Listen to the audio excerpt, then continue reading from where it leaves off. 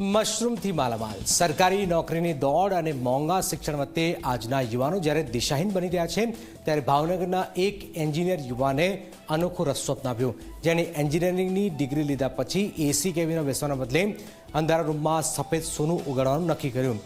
ત્યારે સોની યુવકે મશરૂમની ખેતીમાંથી કેવી રીતે લાખોની કમાણી કરી છે, આવું જોઈએ, જાણીએ, સમજીએ।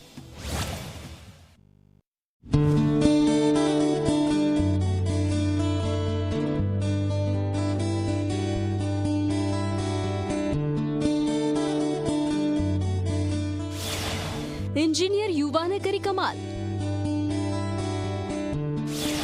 पारिवारिक धंधो छोड़ी मशरूम नी खेती करी,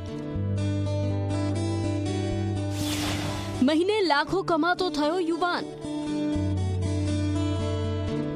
આજના યુગમાં યુવાનો માત્ર સરકારી નોકરી પાછળ દોડી રહ્યા છે, ત્યારે ભાવનગરના 27 વર્ષીય ઋત્વિક સોનીએ ચીલાચાલુ માનસિકતા તોડી છે, જેને લોકો માને છે કે ખેતી માટે વીઘાના વીઘા જમીન જોઈએ તેવા લોકો માટે ઋત્વિક એક ઉદાહરણ છે।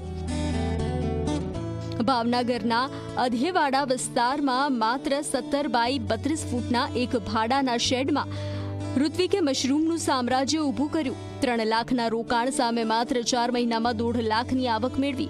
ઋત્વિકે સાબિત કર્યું છે કે જો દાનત હોય તો ડાંગરના પરાળમાંથી પણ સોનું પેદા કરી શકાય।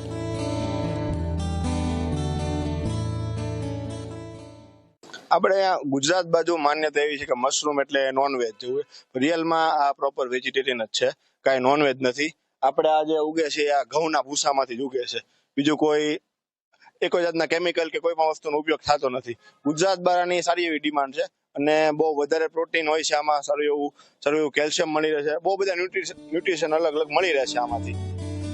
ઋત્વિક સોનીએ મિત્રો પાસેથી મશરૂમ વિશે જાણ્યું અને પછી શરૂ થયો રિસર્ચનો દોર। બિયારણ ક્યાંથી મળશે, માર્કેટ ક્યાં છે, આ બધું જ ઓનલાઈન અને ઓફલાઈન શીખ્યા બાદ પિતા પરેશભાઈને વાત કરી।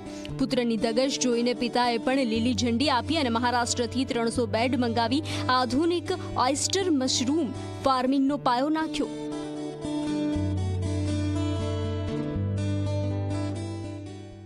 કે ભાવનગર સિટીની અંદર હજી ક્યાંય એવું કરતું નથી કોઈ, અને મારે આ પહેલ કરવી છે, તો મેં કીધું ના સરસ કરાય, આપણે કોઈ ચિંતા નથી, તું તારે કર, એમાં હું તારી સાથે જ છું કીધું।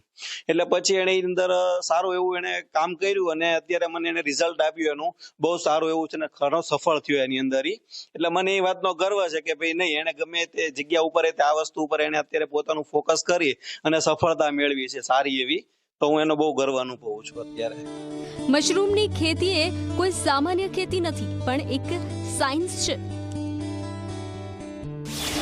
20 થી 30 ડિગ્રી તાપમાન જાળવવું, ઘઉંના કુંવળમાં બિયારણનું વાવેતર કરવું અને સૂર્યપ્રકાશથી બચાવવા બ્લુ લાઇટ અને શાવરનો ઉપયોગ કરવો।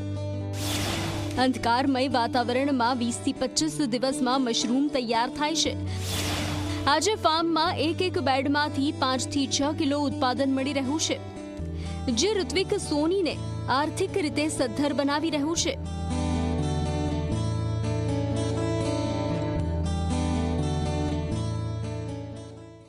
આનું સેલિંગ આજે ગુજરાત બહાર જાય તો આનું જે ખાવાનું ડિમાન્ડ વધારે છે। શાક બને છે, આના સૂપ બને છે, બહુ બધી અલગ અલગ ટાઈપની, અને જે સૂકવીને આના પછી પાવડર બને છે, પછી પ્રોટીન પાવડરમાં યુઝ થાય છે, પાપડ, બહુ અલગ અલગ વેરાયટીમાં યુઝ થાય છે આ વસ્તુ। સૂકવીને આ વસ્તુ જાય છે બહાર, તો એનો વધારે ડિમાન્ડ એટલે છે કે કારણ કે પ્રોટીન પાવડર બનાવતી કંપની એની બધા ડાયરેક્ટ લોટમાં બાય કરે છે સારી એવી ક્વોન્ટિટીમાં વસ્તુને।